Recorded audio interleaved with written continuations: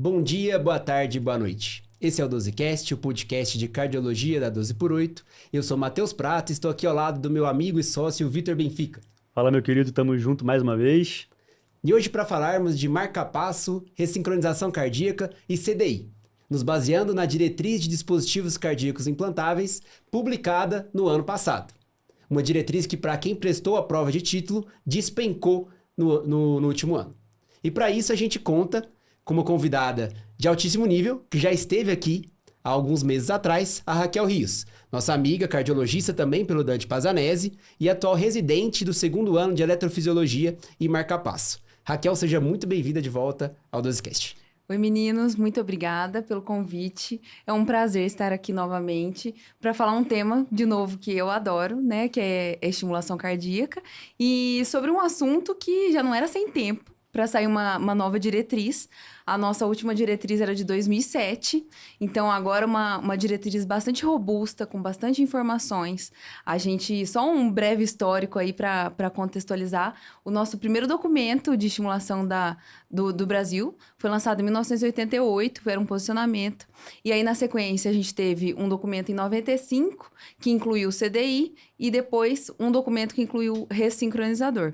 Então, toda uma história aí da estimulação, relativamente recente, então agora com uma diretriz bastante robusta, com informações aí pra gente discutir no dia de hoje. Robusta, aquela crise é grande pra cacete. Eu confesso que quando ela saiu ano passado, eu não dei muita moral. Eu falei, legal, dispositivo. Eu lembro que eu li a questão de infecção de marca-passo, né, dispositivos cardíacos, isso é muito interessante, mas ela despencou na prova de título, né? Aí todo mundo, opa, essa diretriz tá importante, realmente ela traz informações muito valiosas, e a gente demorou para trazer esse episódio justamente para chegar aí na beira do nova prova de título, para todo mundo chegar fresquinho, né? Com essa convidada de altíssimo nível. Para quem não lembra, a Raquel Rios esteve aqui no episódio 137 para falar justamente de terapia de ressincronização cardíaca com o Marcos Montesi. Também um convidado, assim, foi nosso chefe, conversamos muito sobre isso, que abrilhantou demais essa discussão. Então, qualquer dúvida que tiver sobre Ressync, lembrem de voltar no episódio 137. Só quero frisar, pessoal, porque realmente esse episódio é especial pro Tech, então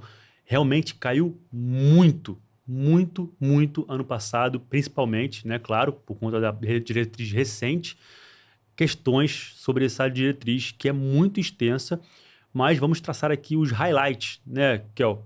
Sobre essa diretriz que eu sei que você vai brilhar. Eu acho que a gente já pode começar dando um briefing do que a gente vai ver hoje aqui, basicamente pegar o antes, durante e o depois, né, basicamente como que é o ambiente para o implante desse dispositivo, né, os tipos desse dispositivo, qual que é a equipe envolvida, os procedimentos, e posteriormente a gente vai trazer as indicações de cada um deles, como o Prata já falou, marca-passo, CDI, ressincronizador principalmente, e até as combinações, upgrades deles, e posteriormente a gente vai finalizar com você brilhando para a gente poder trabalhar nos próximos passos e entender. Vamos falar de loop recorder também, né? Que tá em alta. Dos monitores de eventos. Monitor de eventos. Então, a gente vai começar falando de indicação de marca-passo. A diretriz, ela divide exatamente isso. Primeiro falando de indicações de marca-passo, depois indicações de terapia de ressincronização e depois indicações de cardiodesfibrilador implantável. Passando, então, para monitor de eventos implantáveis, o Looper. Então, a gente vai passar por todos esses pontos. Para começar, então, para indicações de marca-passo. A gente vai separar em dois grandes grupos aqui. Primeiro, a gente vai falar das indicações de marca-passo na doença do nó sinusal. E segundo, depois a gente vai falar das indicações de marca-passo nos bloqueios atrioventriculares. E acho que é bom, Raquel, a gente tentar já deixar claro na cabeça das pessoas que vão estar diante de um paciente na prática clínica ou numa questão da prova, o que seria a doença do nó sinusal. Para assim, esse paciente tem doença do nó sinusal ou não? Não, perfeito, tá ótimo. Eu acho que até antes disso, Prata, talvez o que o pessoal não saiba, que não tenha muito essa prática, né, esse convívio com implante de dispositivos, a diretriz traz uma introdução bem importante em relação à sala, ao procedimento, qual que é a equipe envolvida, até igual você tinha falado, né, Vitor? Em geral, o procedimento é feito em centro cirúrgico, pode ser feito em sala de hemodinâmica, precisa do médico estimulista, um anestesista, o técnico de estimulação, que geralmente envolvido aí na empresa que fornece o dispositivo. Então, são alguns requisitos básicos. E aí, claro, toda aquela avaliação clínica inicial pré-implante, que envolve eletrocardiograma, raio-x de tórax, ecocardiograma, muitas vezes teste ergométrico. Então, toda aquela parte clínica que vem nos bastidores precisa ser muito bem estabelecida para que o paciente vá para a sala e para o implante do dispositivo. E aí, propriamente dito, falando em doença do nó sinusal. Então, para implantes e para indicação de bradiarritmias, a gente divide realmente em 2 grandes grupos. Então, doença do nó sinusal, disfunção do nó sinusal e bloqueios atrioventriculares. Quando a gente está falando de doença do nó sinusal, a gente fala de um grande espectro de alterações do nó sinusal que vão gerar diversas alterações, pausa sinusal, fibrilação atrial, bradicardia sinusal. Então, é um grande espectro de doenças que pode cursar com bradiarritmias e sintomas. E aí, a diretriz já pega esse gancho e traz para a gente que você tendo uma documentação de doença do nó sinusal com sintoma. Então, vamos supor, um paciente que tem queixas de síncope recorrentes, colocou um Holter e durante o Holter o paciente fez uma pausa sinusal, que é um espectro da doença do nó, pausa sinusal associada a uma síncope, pronto, aí é uma indicação com bastante robustez na diretriz para que você indique o dispositivo. E é legal que a diretriz ela coloca exatamente isso, né? Se você vê doença do nó sinusal com sintoma, se o sintoma você não conseguiu documentar, mas o paciente tem sintoma, por exemplo, você coloca o Holter, o paciente tem sintoma, mas não é na mesma hora que acontece o bloqueio sinoatrial, ele dá um nível de recomendação mais baixo, né? Uma classe 2A. Exatamente. Mas se bate certinho o sintoma do paciente com o que acontece, classe 1, aí já indicação. sobe, perfeito, é isso aí. Desde que, isso é muito importante para a prática clínica, a gente não tenha uma causa reversível, principalmente com os de fármacos, que isso pode acontecer. Perfeito. E tireoidopatias. Sempre muito importante a gente avaliar essa parte laboratorial. A gente costuma brincar, né, que doença do nó não mata. Mas não me entendam mal. Pode ter algumas complicações graves. Mas é uma doença mais sintomática do que, na realidade, que pode levar a condições fatais ou taquiarritmias induzidas. Então, doença do nó, a gente sempre tem que ter cautela, tentar realmente correlacionar os sintomas, porque em alguns casos, o paciente pode ter algum grau de disfunção, mas aquele sintoma, síncope ou alguma outra alteração que o paciente traga não esteja relacionado com a doença do nó sinusal desse paciente, você vai colocar o marca-passo, ele vai continuar com sintoma. Então, isso é muito importante. A anamnese é muito importante para a gente tentar correlacionar esse sintoma com a alteração e a disfunção do nó sinusal. E aí eles trazem algumas coisinhas a mais. Por exemplo, se você encontra uma pausa sinusal em um paciente assintomático, por exemplo, uma pausa sinusal acima de 6 segundos. Eles colocam, inclusive, que isso poderia ser uma indicação mais baixa de colocar o marca-passo. Eu queria te perguntar, que na prática, se você está lá com um paciente que é assintomático, mas você fez um Holter e você encontrou uma pausa sinusal de 6 segundos. Você costuma levar esse paciente adiante para indicação? Fica monitorizando mais de perto? Perfeito. Esse é um ponto, assim, que é sempre uma grande dúvida e a gente fica tentando achar. E aí, qual é o corte? 6 segundos a gente deve considerar? Ou não? É melhor a gente esperar o paciente ter uma pausa maior ou menor, a gente já deve considerar? Então, a principal mensagem é correlacionar com sintomas. Correlacionando e realmente a gente tiver uma indicação, beleza, aí não tem dúvida. Agora, a dúvida fica mesmo naqueles pacientes que fazem a pausa e não relatam o sintoma. E aí, uma questão que eu vou bater muito, muito forte aqui nesse podcast, que a gente precisa sempre lembrar, principalmente em pausas noturnas. E a gente vai citar na doença do nó sinusal e nos bloqueios atrioventriculares.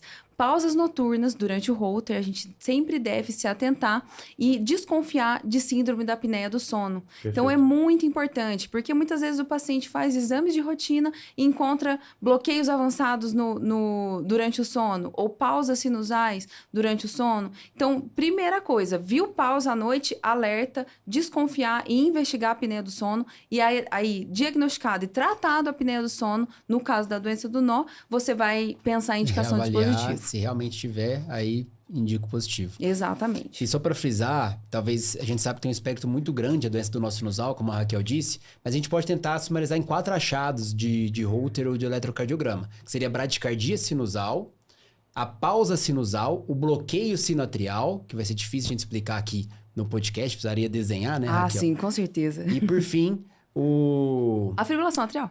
E a síndrome Brady-Tach, né? Isso, A síndrome perfeito. Brady-Tach, ela também é uma expressão da doença do nó sinusal. Que seria como se fosse o fim do espectro, né? A fibrilação atrial e a síndrome Tach-Brady ou Brady-Tach, ela realmente é o fim... Tach-Brady, certo de falar, Tach-Brady, né? por favor, né? Por favor, Tach-Brady. Mas também pode falar Brady-Tach, não tem problema. E aí, seria o fim da doença, né? Já é um átrio bastante remodelado, um átrio bastante bastante doente, é realmente uma curva de evolução aí da doença do nó. Realmente é esse espectro, é isso que a gente precisa pensar.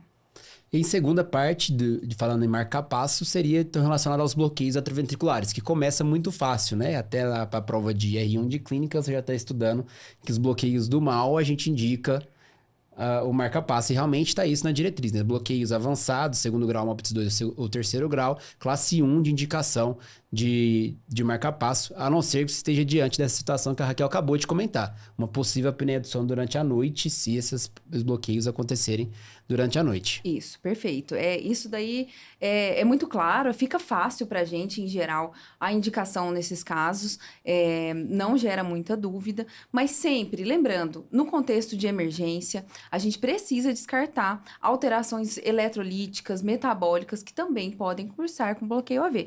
Principalmente hipercalemia. É muito comum, a gente vê muito no pronto-socorro. Sempre descartar as causas reversíveis, principalmente no contexto agudo, né? No contexto agudo. Muito importante. Perfeito. E aí, a diretriz, ela foca mais no contexto crônico, né? Então, vai estar lá a recomendação nesse quadro, mas não está falando da bradicardia aguda, que a gente tem que procurar casos. Inclusive, ela coloca num quadro a respeito de certas situações que a gente tem que esperar um tempo antes de manter essa indicação. Por exemplo, após o infarto, que a gente deve esperar de 3 a 5 dias, dependendo aí da... ele fez o dever de casa, gente. Tá achando que é, minha filha? Isso. Inclusive, após TAV, só porque tem que agora... esperar 72 horas. Isso daí eu acho que é uma questão quente, né, pra gente... Eu acho que de TAV vai cair, Cia. E podia ser, né? Certeza. Aí a gente já tá vendo a bola de cristal aqui, ó. Isso aí provavelmente tem uma possibilidade de cair. Eles gostam bastante de números, né? Sim. E lembrando também cirurgias de revascularização e troca valvar. Na teoria, a gente esperaria 5 dias. Na prática, talvez mude um pouquinho, mas isso a título de curiosidade. Muitas vezes o cirurgião já chega e fala assim, olha... Tive lesão do sistema de condução. E às vezes a gente acaba implantando até mais cedo que isso.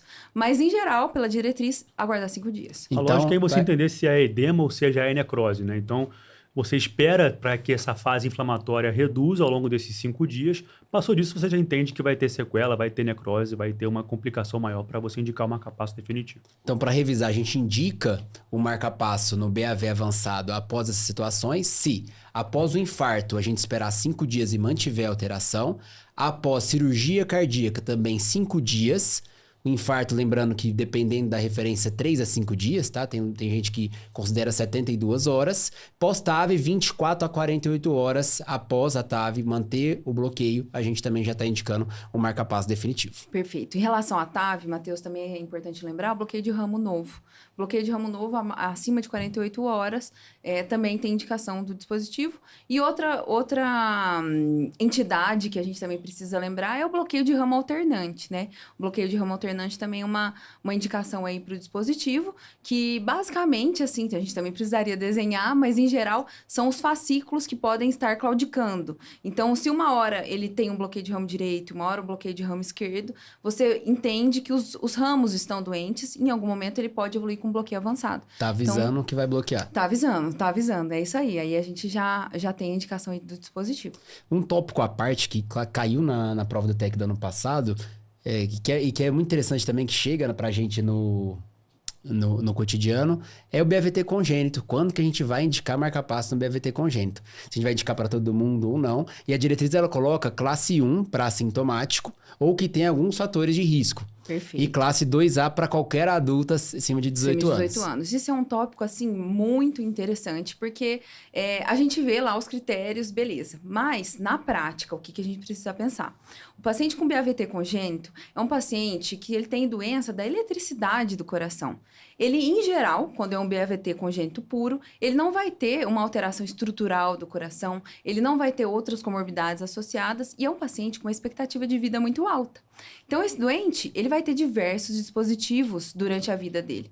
Então, se é um paciente que implanta com dias de vida, pode ser que ele tenha 10 dispositivos. Então, tudo isso precisa ser pensado. Ficar Então, com 30 fios muito fio, complicações e infecção. Então, tudo isso precisa ser levado em conta. Então, BAVT congênito é uma situação que a gente realmente analisa com muita seriedade. Quanto mais adiar, melhor. Quanto mais adiar, melhor. Mas a gente tem que entender que adiar também pode ter os seus riscos. E aí, como é que a gente faz para a gente entender se tem os riscos? Existem alguns fatores de risco que vão dando sinais de que aquele coração está sofrendo por conta daquele bloqueio AV. Então, em geral, você tem uma criança que você está avaliando alguns critérios. Aumento de área cardíaca ou dilatação de cavidades, é importante. O QRS, o ritmo de escape do paciente mais alargado. Um QT prolongado. Uma pausa no Holter que a gente define com maior que 3 vezes o RR do paciente, então isso já te chama atenção. Uma frequência média menor que 50, também chama atenção. E taquiarritmias no Holter. Então, o paciente que faz TVNS já está te dando sinais que ele tem alguma alteração secundária já a esse bloqueio. Então, são pacientes que a gente acompanha bem de perto. Então, é importante a gente sempre estar atento aos fatores de risco. E lembrando, qualquer um deles a gente já indica. Classe 1 pela diretriz. Ele coloca Classe exatamente esses critérios, esses fatores de risco que a Raquel acabou de citar aqui. É isso aí. Acho que a gente pode passar, assim, terminando o marca-passo, a respeito de quando indicar na síncope, né? A síncope que a gente não vê a indicação clara ali de bloqueio atrioventricular, que a gente não descobre o BAV, o bloqueio atrioventricular na investigação. Que pode acabar caindo no estudo eletrofisiológico, tem aquele famoso intervalo HV, que a gente vê se essa distância, esse intervalo for maior ou igual a 70 milissegundos. Nesse contexto de síncope, a gente pode estar indicando o marca-passo, também classe 1 pela diretriz. É isso aí. O intervalo HV, né, a gente costuma falar bastante, às vezes é uma coisa um pouco nebulosa, né, para quem tá ouvindo, mas basicamente a gente está testando a condução, né, a condução do sistema elétrico. Existem graus de bloqueio. O bloqueio pode ser supra-RIS, intra-RIS ou infra-RIS. Então, quando a gente tem um HV aumentado, a gente fala mais a favor de um bloqueio infra-RIS. Então, são bloqueios de maior gravidade. Então, esse é o racional do HV aumentado. É uma medida que a gente sabe que ele tem... o aumento dele significa uma alteração de sistema de condução infra-RISiana, então, que confere mais gravidade. Esse é o racional do bloqueio e do aumento do HV.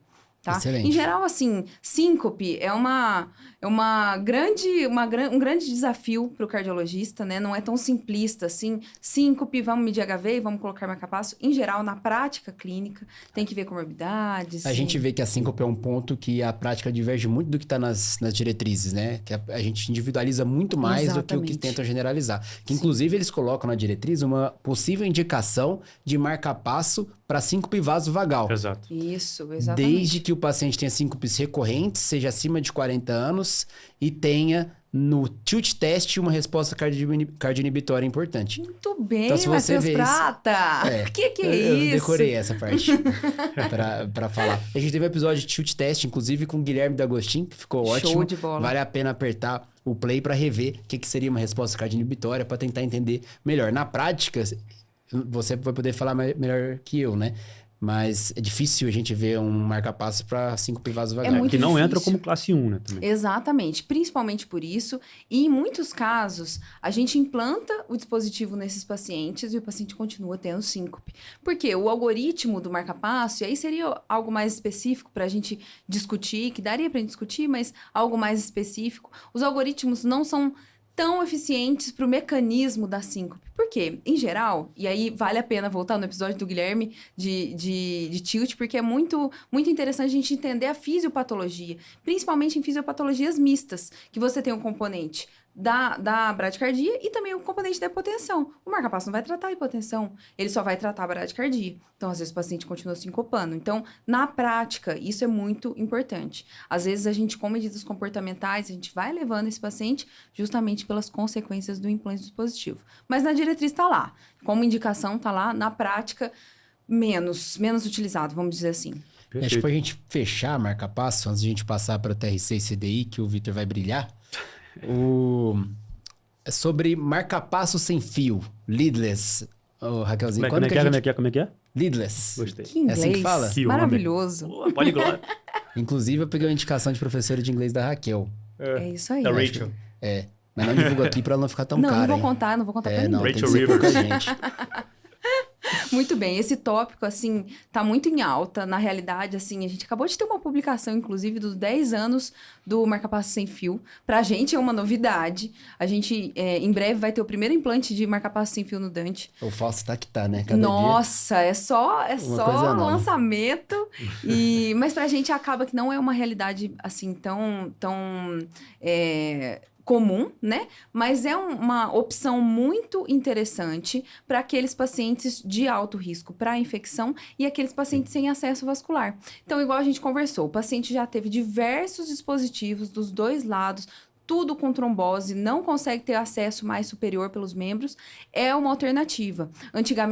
Digo antigamente, mas a gente na prática ainda usa o acesso femoral com um marca-passo com implante em loja abdominal, um eletrodo mais comprido, e aí a gente consegue acessar, mas agora a gente tem essa estratégia, né? O marca-passo sem fio, que faz muito bem o seu papel, tem menos risco de infecção e tem ganhado espaço ultimamente. Perfeito. Acho que agora a gente pode falar um pouquinho da parte que me toca. Pode. Eu podendo ficar tão calado assim nesse podcast. Não, mas eu acho que agora a gente pode invadir. Realmente foi bem contemplado de highlight do marca-passo, que se o Prata falou é porque vai cair na prova e certamente ele que fez as questões e oráculo. sabe exatamente quais são as questões que mais podem cair na prova. E eu também vou passar aqui para vocês um briefing dos highlights da TRC, que é o nosso próximo assunto, né, Raquel? É isso Sobre aí. a terapia de ressincronização cardíaca, que é basicamente indicada, né, nos nossos pacientes da insuficiência cardíaca, e aí puxando sardinha para o meu lado, né, porque é aquele paciente que está andando com a medicação, está conseguindo ficar otimizado, a gente vai aumentando as medicações, vai acrescentando classes e doses, e ele ainda assim, apesar da terapia medicamentosa otimizada guiada pelas diretrizes, aí no caso a brasileira que a gente vai focar aqui hoje, né, ainda persiste com sintomas, ou seja, classe funcional maior ou igual a 2, certo? Agora, explica pra gente, antes de tudo, o que é a lógica de se ressincronizar o ventrículo desse paciente. Perfeito, Vitor. A gente falou bastante sobre isso no podcast. Inclusive, quem quiser dar um enfoque maior em ressincronizador, nosso podcast de Só Ressync para ficou isso. bem Perfeito. legal. Foi uma hora de E Ressync, né? modéstia à parte, né? Eu amei. Ficou muito bom. Mas assim, o racional, né, da criação do Ressync, o Ressync tem 30 anos de história, né? O racional era como? A gente percebia que existia uma grande desincronia da parede lateral do ventrículo esquerdo com todo o resto, com a parede septal. Então, o racional era esse, basicamente, você tentar ressincronizar e melhorar a contratilidade e o débito cardíaco. Perfeito. Então, você basicamente tem um coração dissincrônico que está balançando, né? E você perde débito com isso, ou seja, você ganha sintomas, porque você começa a ter padrão de congestão ainda maior. Exatamente. E você quer basicamente voltar àquela sincronia mesmo, né? Aquele ritmo que você consegue trazer um estímulo para que ele consiga bater com mais tranquilidade e botar o sangue para frente, que é o que a gente quer e resolva os sintomas do paciente. E claro que a gente tem repercussões também de melhora da mortalidade, contexto de sobrevida também associado a isso. E, como eu já falei, nós vamos indicar o ressincronizador quando tem paciente com a terapia otimizada e mantém sintomas de classe funcional maior igual a 2, só que com algumas particularidades ao eletrocardiograma, né? Perfeito. Esse paciente, nessa diretriz brasileira, tanto de dispositivos quanto da insuficiência cardíaca atualizada em 2021 e também da de 18, indicam para bloqueio de ramo esquerdo, principalmente para os mais alargados, ou seja, Acima de 150. acima de 150 é classe 1, né, de indicação, né, e 120 a 150 é classe 2A. Não entra um BRD como uma indicação tão interessante aqui na nossa diretriz, tá? Então, a gente vai focar realmente hoje até para a prova, com um paciente que tem BRD, você esquece ressincronizador cardíaco, você foca no paciente com BRE acima de 120, tá? Lembrar que é 120, 150... É 120? 120, cara. Ah, 120. tá. Perdão. 120, então, é classe 2A até 150. Acima de 150, você vai, de fato, trabalhar com uma indicação 1 de evidência. Na né? prática, isso é importante porque, você pode indicar para o paciente que está com QRS que não é 150, mas aí é 120, 130, 140. E para a prova, se eles quiserem colocar a classe 1, classe 2A, fiquem atentos a essa diferença do QRS. O resto mantém igual, o BRE e os sintomas, independentemente da fração de ejeção. Perfeito. É isso aí. São questões que vão cair na parte da insuficiência cardíaca, né? Basicamente. E lembrar também que a gente trabalha com aqueles pacientes que são mais respondedores do que outros, né? Você indica naquela diretriz clássica, né, do fluxograma, como a gente acabou de conversar. Mas tem aqueles que você indica e ele pode muito bem ficar igual como estava antes, você não tem grandes sucessos, né, na ressincronização, Sim. pode alguns até piorar, né, Sim. Raquel? E tem aqueles que respondem, cara, que você tira o cara de classe funcional 3, 4 para 1, 2. Não, né? perfeito. A gente tem os preditores, né, de melhor resposta, Isso cai muito né? em prova também. Sim, isso aí é realmente importante, assim, mulheres com uma miocardiopatia não isquêmica. Então, existem os preditores que auxiliam dos bons respondedores, né? Então, é aquele paciente que você vai ver o perfil no ambulatório e você vai saber que ele tem chance de ter uma boa resposta ao ressincronizador, né? E quais seriam esses padrões de bom respondedor, né? Basicamente, o sexo feminino, mais do que o masculino. Perfeito. Aquele QRS, como a gente já falou, mais alargado, acima de 150. BRE é clássico, né? Exato, A gente diz. né? Um padrão não isquêmico, por quê? Né? A gente já até falou isso no episódio, né? Você falou Sim. muito bem com um episódio sobre isso, o porquê? Porque você vai ter fibrose, e geralmente aquela fibrose inferolateral é ainda pior, né, para esse paciente, porque você não recruta músculo, né? Você não recruta sincronia a partir de uma célula morta, né? Isso. Então, o padrão não isquêmico costuma ser, de fato, melhor. O padrão, claro, típico de BRE, o IMC abaixo de 30, né? E átrios esquerdos pequenos. Né? Isso aí. Então, esse é o grosso que a gente pode trazer para vocês, que vai cair na tua prova, seja uma questão específica para isso ou em alguma alternativa para te pegar. Acho interessante também comentar a questão da TRC na FA. Talvez eles podem trazer, que tem um peguinho aí. E até para o nosso Perfeito. dia a dia, que ao invés de classe 2 de sintomas, é classe 3 ou 4. Tá? Então, Isso atenção aí. que a gente vai indicar se for classe 3 ou 4. Também na presença de BRE, disfunção ventricular, menor que 35%, com o detalhe da famosa estimulação biventricular garantida acima de 95%. Perfeito, é isso aí. Perfeito. Então, o paciente que já tem FA, a gente precisa entender que se você tem indicação de implante, você tem que garantir o biventricular pace, para garantir que a ressincronização seja efetiva. Então, aquele paciente que tem uma FA de alta resposta, tem uma indicação de bloqueio de NOAV para controle de frequência, e já tem uma disfunção menor que 50, você já considera a indicação do implante de marca-passo biventricular. Então, um ressincronizador. Perfeito, a gente está falando aqui só para frisar para o pessoal. Estamos falando aqui de um paciente que vai estar em ritmo sinusal, que é essa indicação formal do fluxo da frequência cardíaca, e na FA não é que não está indicado, é um paciente que tende a responder menos, porém também pode, até Raquel, quero que você comentasse para a gente aqui, naqueles casos em que a gente faz o bloqueio, né, AV, para poder provocar um ritmo mais controlável, vamos dizer assim, mais sincrônico de átrios ventrículos. Quais são essas indicações que a gente pode trabalhar? A gente encara muito isso na prática clínica, né? Aquele paciente que tem fibrilação atrial de alta resposta ventricular e a gente tem dificuldade para controle de frequência. Então, chegamos no final da linha. Tentou de tudo. Otimizado de medicação, por vezes tentou ablação de fibrilação atrial, não consegue controlar a frequência. E aí a gente parte para uma estratégia um pouco mais agressiva, que seria a ablação do NOAV. Para isso, a gente tem que estimular o ventrículo, né? E aí, para isso, no paciente que já tem algum certo grau de disfunção, que a gente sempre associa, é difícil o paciente que tem CFA tão grave, assim, não ter disfunção ventricular, ser secundária a alguma cardiopatia de base. Então, se você for fazer a ablação do NOAV, aí você já tem também com o nível de recomendação 1, você fazer a ablação do nó, mas antes disso, fazer o implante do ressincronizador. E aí, já pegando o gancho para isso, o ressincronizador tem bastante evidência, mas agora a gente também tem indicação do implante de marca-passo fisiológico. O marca-passo fisiológico tem vários nomes, né? Que é o marca-passo fisiológico, ou então marca-passo ramo esquerdo, ou marca-passo septal profundo. São várias, vamos dizer assim, várias partes de uma ideia que seria a captura do sistema de condução habitual para a gente ir em busca de um QRS estreito. Então, nesse caso, e a diretriz traz para a gente evidências, elas são menos robustas do que o ressincronizador, justamente pelo tempo do dispositivo, mas talvez pode ser um tópico aí de interesse para a prova, que é a estimulação de sistema de condução, que pode ser uma alternativa. É uma estimulação com um tempo menor de cirurgia, uma curva de aprendizado menor, menos chance de complicação em geral, tá? E que tem bons resultados também, tá? E Pode a ser gente uma fala muito estratégia. disso no episódio 137, tá? Então voltem lá para tirar todas as dúvidas que a gente tem de TRC, estimulação fisiológica, ficou completo, 1 hora só sobre esse tema. A nível de prova, acho que é legal só frisar a parte da fração de ejeção, né? Que a gente acabou não colocando aqui. Lembrar que essa indicação do fluxo da deficiência cardíaca vai ser de fração de ejeção menor ou igual a 35, sintomático, classe funcional maior ou igual a 2, tá? E se você tiver uma indicação de marca-passo e quiser colocar o Resync como disfunção ventricular indicado, a fração de ejeção fica em menor ou igual a 40%. É isso que a nossa diretriz coloca para a gente como combinação por conta da provável dissincronia que esse marca-passo pode provocar para quem tem disfunção.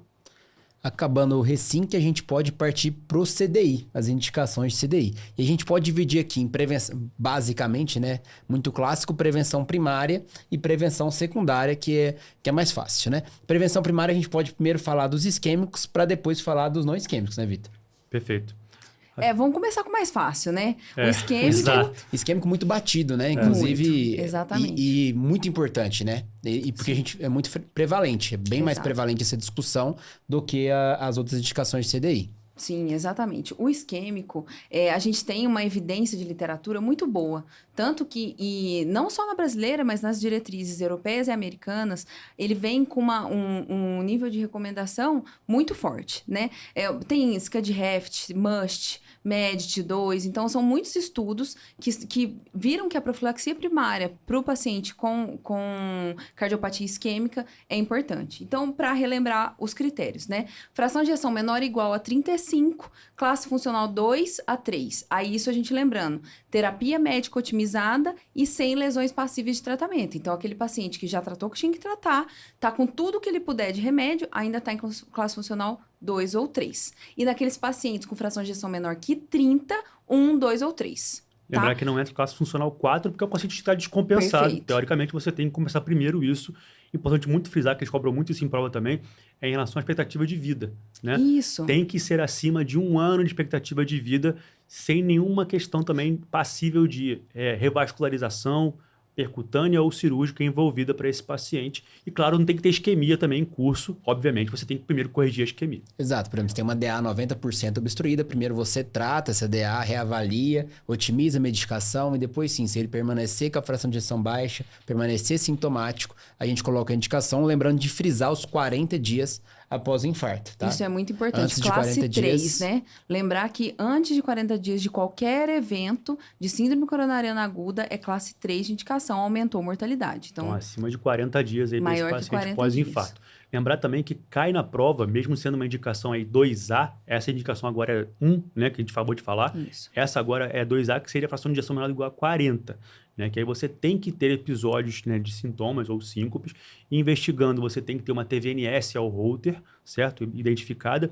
E ao estudo eletrofisiológico, você tem que ter uma indução de uma taque ventricular sustentada. Perfeito. É isso? Isso aí, na europeia vem em 2A, na nossa já vem como 1B. A gente percebe algumas diferenças da nossa, principalmente na CDI profilaxia primária, e aí os bastidores, né, o murmurinho dos bastidores. Algumas críticas em relação a essa diretriz, a forma como a diretriz traz as recomendações de profilaxia primária, talvez algumas coisas que não batem tanto com a literatura internacional, mas a nossa traz como 1B. Então, Perfeito.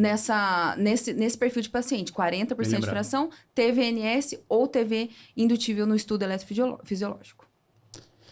E agora a gente pode partir para miocardiopatia não isquêmica, né? E acho que a gente pode, Raquel, às vezes, para tentar sumarizar, a gente fala de uma maneira geral de uma miocardiopatia não isquêmica e depois das principais cardiopatias, né? Lembrando que miocardiopatia hipertrófica, a gente teve um episódio dedicado a isso. 30 minutos, eu e o Batá falando de morte súbita na cardiopatia hipertrófica. Que vale a pena você voltar umas semanas atrás, aqui no 12Cast, se ainda não viu, para revisar esses conceitos que isso cai muito em prova. Pode cair e também para o dia a dia é essencial, né? Na miocardiopatia hipertrófica. Que inclusive teve diferença da diretriz brasileira de miocardiopatia hipertrófica para essa diretriz de dispositivo sobre a indicação, algumas coisas, alguns detalhes diferentes. Então voltem nesse episódio. De maneira geral, Raquel, cardiopatia não isquêmica, quando que eu vou pensar em indicar o CDI? Legal. A diretriz traz pra gente de uma forma abrangente, como uma miocardiopatia não isquêmica, e depois traz algumas entidades específicas que eu acho que vale a pena a gente discutir. Mas, na prática, traz como uma fração de ejeção menor ou igual a 35, terapia médica otimizada, classe funcional 2 a 3, tá? Respeita já a mesma indicação aí, trazendo um nível 1 de indicação. Um ponto tá? muito interessante, né? Sem querer gerar uma discussão interminável aqui, porque a gente não vê isso na prática, né? Paciente com fração de ejeção menor ou igual a 30, 35, a gente vai indicar marcar CDI para todo mundo. A gente sabe que que a força, a evidência para isso é muito menor do que nas cardiopatias isquêmicas ou nas miocardiopatias específicas com alguns fatores de risco, certo? Exatamente. Então, a gente... Muito detalhe aí, mas está na diretriz, né? Qualquer miocardiopatia isquêmica, fração de ejeção menor ou igual a 35%, sintomático, tratamento otimizado, pela diretriz estará indicado CDI para prevenção primária. É isso aí. O que não vem nas outras diretrizes, né? Realmente a evidência é mais fraca. E eles colocam basicamente com a mesma força aí de recomendação. Classe 1, nível B. Exatamente. Mas tudo bem, tá lá na diretriz, essa é a recomendação oficial. Na prática, não funciona muito bem assim. E com relação a algumas especificidades aí, por exemplo, da doença de Chagas, Perfeito. tem alguma coisa que a gente pode pegar? A gente também comentou a diretriz de Chagas, né? Então a gente pode grande falar clínico. por cima da indicação, né, para a Isso. doença de Chagas. A doença de Chagas, agora nas cardiopatias específicas, né, que a gente vai falar cada uma delas, algumas delas, a diretriz já traz algumas coisinhas que a gente fica um pouco em dúvida. Coloca algumas classificações até que a gente diria como profilaxia secundária dentro dos quadrinhos de profilaxia primária. Então, isso já gerou aí TV sustentada com síncope. Exatamente. Se você pensa isso conceitualmente, você já está falando numa profilaxia secundária. Mas tudo bem, não vamos brigar com a questão, não vamos brigar com a diretriz também, mas a gente traz essa indicação nos pacientes chagásicos. Então, assim, a diretriz, ela traz como nível de recomendação 1, os pacientes que tiveram TV estável e disfunção ventricular, em tratamento médico otimizado. Tá bom? Mas seria assim, isso aí a gente já talvez questiona essa indicação. Até a própria diretriz traz uma esperança aí no trial que foi lançado recentemente, que foi o CHAGASIX, que foi um trial que tentou nos ajudar nessa indicação para CDI profilaxia primária, que é uma grande dúvida, é uma grande lacuna na diretriz. Infelizmente, o CHAGASIX não trouxe não pôde ter uma força tão robusta para trazer um embasamento para a gente, acabou não atingindo um N suficiente para ter significância estatística, mas é um estudo aí que tentou comparar CDI com medicação.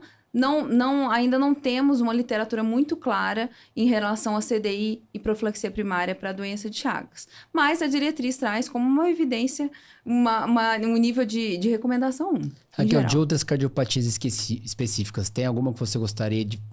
lembrem disso, que isso pode ser muito importante para a prática. Não, perfeito. Eu acho que assim, cardiopatia ritmogênica, talvez cardiopatia ritmogênica e brugada são situações que podem vir à tona, né? Em geral, assim, eu acredito que não especificamente o nível de recomendação que vai ser de cada uma, mas alguns fatores de risco talvez seria importante. Então, pacientes com morte súbita abortada, isso aí fica mais fácil, a gente vai falar já na profilaxia secundária, você não vai acabar não tendo muita dúvida. Mas, por exemplo, cardiopatia ritmogênica, que hoje em dia a gente não chama mais de displasia ritmogênica do ventrículo direito, mas cardiopatia ritmogênica.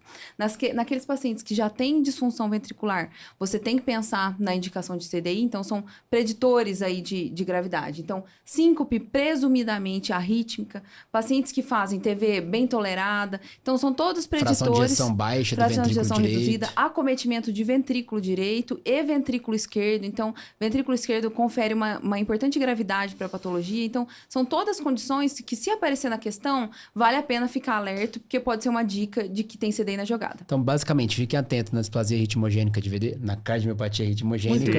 Fração de ejeção baixa do VD, menor que 40, menor que 30, muda o grau de recomendação. Isso. E também na síncope, tá? Na síncope, sintoma associado à arritmia nesse paciente, provavelmente vai indicar. Então, vai ali tanto para a prática quanto para o bom senso ali na hora da prova. Também tem episódio dedicado só a ela aqui no Dosecast, na enciclopédia Dosecast. Basicamente, aqui a gente vai lançando os links, né?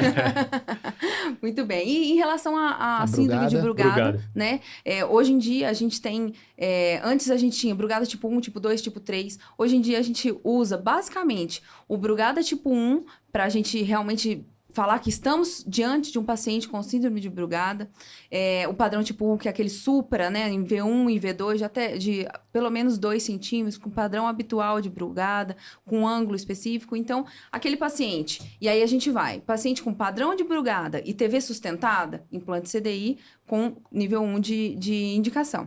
Agora, o paciente que tem Brugada induzido por fármacos, que também aí já entra numa outra seara, são alguns fármacos específicos que a gente, em geral, não dispõe aqui no Brasil, mas a gente pode mimetizar com o que a gente tem. A gente, às vezes, tenta usar propafenona, algumas outras medicações, para induzir um padrão de Brugada. E pacientes com histórico de síncope, você também pode ter a indicação do dispositivo. A recomendação um pouco mais baixa. Recomendação mais baixa, exatamente. Aí seria uma recomendação 2A, Exato. né? E aí com quadro de síncope associado. Então, isso talvez pode ser um ponto aí de alerta. Pacientes sempre Brugada, você tem que pensar. Morte súbita arrítmica. Então, síncope é importante e o padrão espontâneo confere mais gravidade do que o padrão fármaco induzido. E um ponto importante que a diretriz coloca também na Brugada de assintomático, que se a gente tem o tipo 1 espontâneo, ou seja, tá lá no eletro sem fármaco, e o paciente for assintomático, eu posso fazer um estudo eletrofisiológico, se eu encontrar alterações de alto risco, Perfeito. eu posso indicar o CDI, a classe de recomendação, se não me engano, se é 2A ou 2B, mas é um pouco mais fraco. Perfeito. É 2B, 2B, tá? né? E aí acaba entrando um pouco mais específico, mas a gente tem um padrão de tentativa de estimulação de taquiarritmias nesse paciente, que é um tem que padrão... acontecer, né? Então tem que ser Exato. grave ali no estudo E eletrofisiológico. a forma de indução dessa arritmia é um pouco diferente da habitual que a gente faz para indução de outros tipos de arritmia. Então, bem específico, mas talvez possa ter algum enfoque aí na prova. Inclusive, Brugada é um bom tema, né? A gente não tem esse episódio. Exato. E Raquel já fique Tava pensando nisso convidada aqui Olha agora. só. para a gente falar de síndrome de Brugada futuramente. E Agora a gente- intimada, né? Porque ela tá, né? É intimada, né? Intimada. Entendeu? Se você Entendeu? quer um episódio de Brugada, coloca aqui nos comentários. Quer um episódio de Brugada Fica, pra já. Exatamente. E, por fim, vamos falar então da mais simples, prevenção secundária.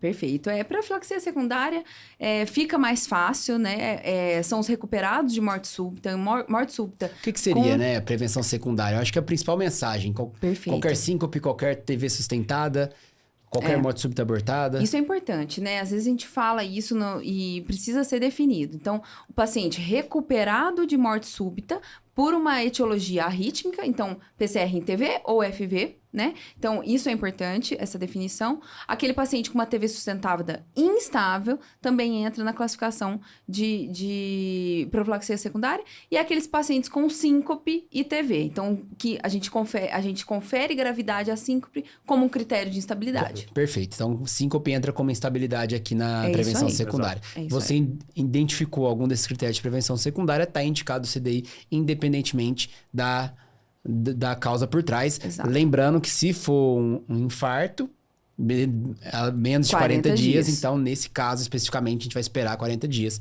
antes do paciente ter um novo evento. É isso Garantindo aí. que não tem isquemia ainda em curso e toda aquela questão que a gente começou também. É Bom, isso aí. estamos chegando ao fim. Antes dos tópicos finais, dá uma pincelada pra gente, Raquel, sobre o que vem de novo aí com relação ao monitor de eventos implantáveis. Perfeito. Já é uma realidade? Eu posso pedir pro meu paciente? Para qual paciente eu devo pedir? Perfeito. É muito interessante, né? É o monitor implantável. Ele funciona basicamente como um router eterno, né? Eterno não, porque a gente tem uma troca periódica, ele tem uma bateria. Ele é interrogado conforme for um marca-passo. É a mesma logística aí para a gente fazer a avaliação. É um procedimento cirúrgico minimamente invasivo que traz ótimas E a informações. gente implanta onde? Esse implante, ele é feito subcutâneo, em geral na parede torácica, anestesia local, sedação, não precisa anestesia geral. É um dispositivo bem pequeno, é um pouco maior, sei lá, que uma moeda de R$1, pouca coisa maior, ele é compridinho. E Mini pendrive. parece um pendrive pequenininho, exatamente. E tem tido ótimas informações. Então, qual que é aquele perfil de paciente que a gente vai pensar em indicar o Looper? Principalmente é o que a gente tem mais robustez de evidência, os pacientes com AVC criptogênico. A gente já tem estudos bem consolidados que mostrando que pacientes com monitores, ou não necessariamente o Looper, mas com monitorizações prolongadas, então com exames periódicos, ou holter de 7 dias, outros tipos de monitor mais a longo prazo, e a gente tirar um pouco dessa inércia de não buscar FA desse paciente, a gente já tem um diagnóstico de 23% a mais nos pacientes com monitor de eventos. Então, aqueles pacientes com síncope ou pacientes que você já investigou tudo que você podia ter investigado e você não encontrou a causa, você pode pensar tanto para bradiarritmias quanto para taquiarritmias. Então, pode ser usado para esses pacientes.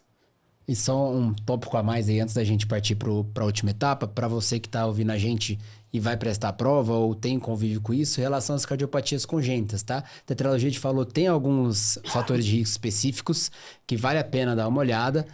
E se você está diante de uma cardiopatia congênita com arritmia complexa, né, Raquel, a gente Perfeito. vai indicar normalmente o CDI. Exatamente. A cardiopatia congênita, ela é uma seara, assim, que realmente fica mais difícil e as evidências também são menores. Exceto na tetralogia de Fallot. A tetralogia de Fallot tem evidências mais robustas. É a mesma coisa, basicamente, em relação à profilaxia secundária. O paciente que já foi mexido, faz TV instável, tem critério para indicação, perfeito. Agora, especificamente na tetralogia de Fallot, a gente tem algumas scores, algumas pontuações que nos ajudam a indicar naqueles pacientes com profilaxia primária. Então, aquele paciente que já tem, acabou porventura, tem um quadro de síncope, foi para o estudo, fez TV sustentada, já pontua aí no score.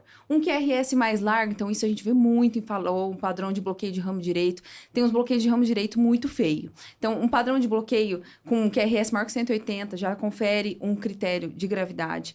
TVNS, uma densidade de ectopias no holter muito grande, então também já confere.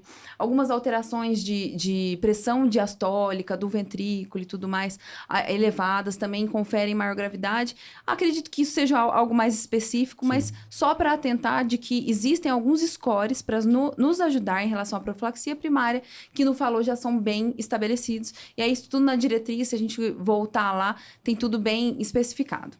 Excelente. Acho que agora, para tópicos finais, depois dessa brilhante apresentação da Raquel, a gente passa para a parte dos dispositivos infectados, né? Eu acho que isso é uma parte muito importante, Vitor, porque eu lembro que foi a parte que mais me interessou quando saiu esse dispositivo, né? Eu estava na época do pronto-socorro e lá a gente se deparava muito com infecção de marca-passo. Tem uma Prime Sul, inclusive, né? Tem uma Prime sobre Muito isso boa. que eu fiz na época, exatamente. Que a gente basicamente tenta ver qual que é a semelhança com a endocardite, por exemplo, de válvula ou de outros materiais protéticos com os dispositivos. Mas a gente vai falar de 2 pontos aqui. Primeiro, as peculiaridades do tratamento. Na verdade, é o contrário, né? Primeiro, como a gente pode prevenir essa infecção, porque é um dos principais problemas das indicações de dispositivos, né? Exatamente. Né, Raquel? E por fim, quais são as peculiaridades do tratamento? O que a gente tem que estar atento na hora de tratar? Então, sobre prevenção, Raquel, qual que é a mensagem que você gostaria de dar para o nosso ouvinte? Legal. Tipo, tome cuidado com essas coisas, porque isso pode aumentar a chance do seu paciente infectar. Além de indicar errado, né? Que a gente falou durante 55 minutos aqui. Não, isso aí é perfeito, é uma coisa que a gente bate muito no ponto e acaba que os pacientes que vão para indicação, você já bate o olho e você já vê a lista de fatores de risco para esse paciente desenvolver uma infecção relacionada ao dispositivo. Então, assim, muito importante a gente pensar. Existem alguns fenótipos que conferem maior gravidade. Então, paciente DPO-cítico, toda aquela lista de comorbidades que vão conferir gravidade para qualquer coisa. Então, DPO-cítico, DRC, insuficiência cardíaca, baixo peso, vamos ver o que mais... infecções prévias relacionadas a outras coisas, marca-passo provisório, infelizmente, é uma coisa que a gente, cardiologista, a gente acaba tendo uma vontade de sempre que chega um bloqueio AV, a gente tende a passar, mas isso já é bem claro, assim, que aumenta a taxa de infecção, em alguns casos não tem muito jeito. É uma situação muito triste, né? Às vezes o paciente não precisa do marca-passo provisório, a gente passa porque acha que tem que passar para todo mundo, infecta esse paciente, a gente não descobre porque está na corrente sanguínea, ainda não começou a desenvolver o sintoma, o paciente implanta o marca-passo e logo de cara já pega a infecção do dispositivo. Exato. O implante do provisório no pronto-socorro não tem a asepsia e antisepsia adequada que a gente precisaria ter, em geral, né? Mas é uma questão bastante importante. Até no pós-procedimento, né? Que fica Com aquele certeza. cabo lá Até pela urgência do procedimento. Pela urgência, vezes, né? exatamente. O operador, em geral, que não necessariamente é um estimulista, né? Então, isso é importante. E linkando, né? Em geral, e a diretriz recomenda, a antibiótico profilaxia, que é feito com cefazolina ou com vancomicina. Então, isso aí a gente já faz de praxe, tá? Com respaldo pela diretriz. E aí, um ponto muito importante, que nesse momento a minha chefe, doutora Cecília, vai vibrar, que a gente precisa enfatizar, e essa mensagem precisa ser disseminada, que no caso do implante de dispositivos, a gente não faz ponte com heparina. Então, aqueles pacientes que fazem uso de anticoagulante oral, a gente não deve fazer a ponte com heparina. Isso aumentou muito o sangramento. Existem trials aí, o principal deles é o bruise, que é hematoma, né? Então, ele mostrou pra gente que até 2,6, 2,8 de INR, a gente pode operar o paciente sem fazer ponte para heparina. A heparina aumentou muito hematoma e, por consequência... Então, você mantém o Marevan, deixa na faixa que ele precisa, menor que 2,7. Exatamente. Que a Raquel vai lá colocar o marca-passo sem problema. Tranquilo, sem sangramento, diferente com menos... do CAT, que a gente não faz, não. A gente manometrias do faz. vídeo a gente cancela, né? Pode vir com INR até 2,8, às vezes até mais, a gente até opera. Tá Mas vendo? Pra Brenda. Legal. Não, tem suas peculiaridades, né? Claro, Veia, com artéria, certeza. é diferente. Entendi. É isso aí. Manometria eu não lembro de ter artéria, não, mano. Enfim. Tem, ué.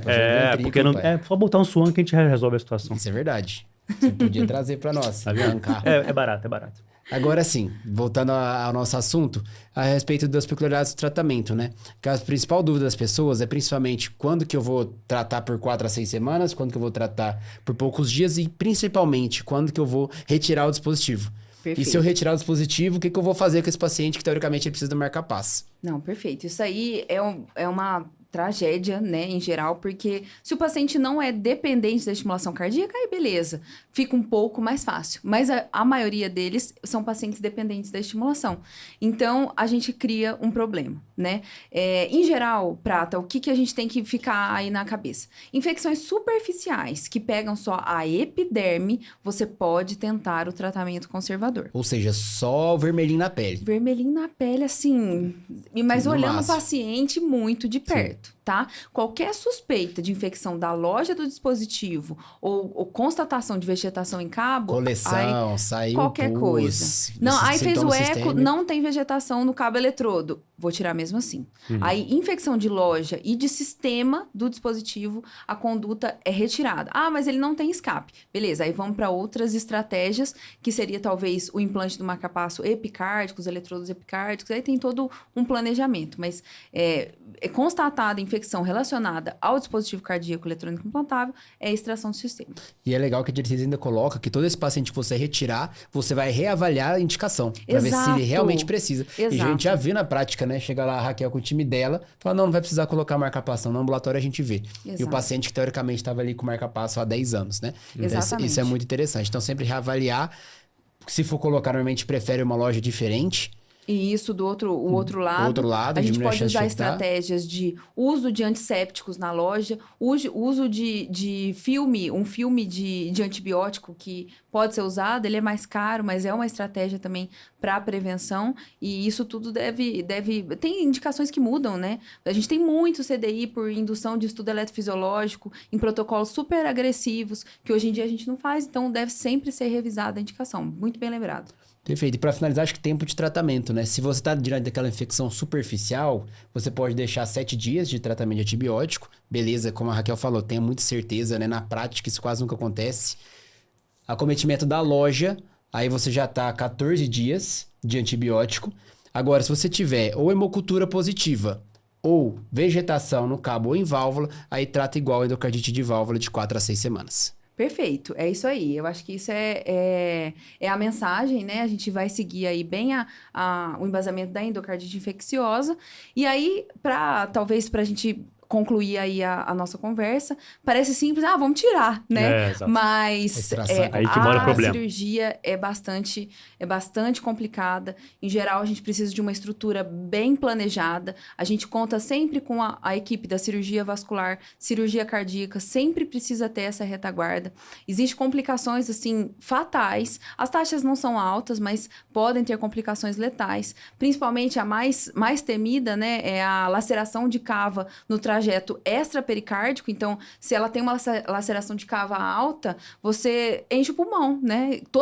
Quase toda a volemia do corpo cabe dentro de um hemitórax. Então, assim, é catastrófico. Você tem que estar preparado, você tem que estar com uma artéria ou uma veia, na realidade, uma veia femoral pulsionada, equipe da vascular já de backup, que se tiver alguma complicação catastrófica, você consegue subir um balão enquanto a cirurgia torácica vai abrindo. Ainda mais aqueles dispositivos mais antigos, né, Raquel? Porque já tem toda uma fibrose, já tem uma aderência daquela estrutura ali naquela estrutura. Então, veja, assim, a gente está diante de uma complicação que pode ser catastrófica, né? A infecção do dispositivo.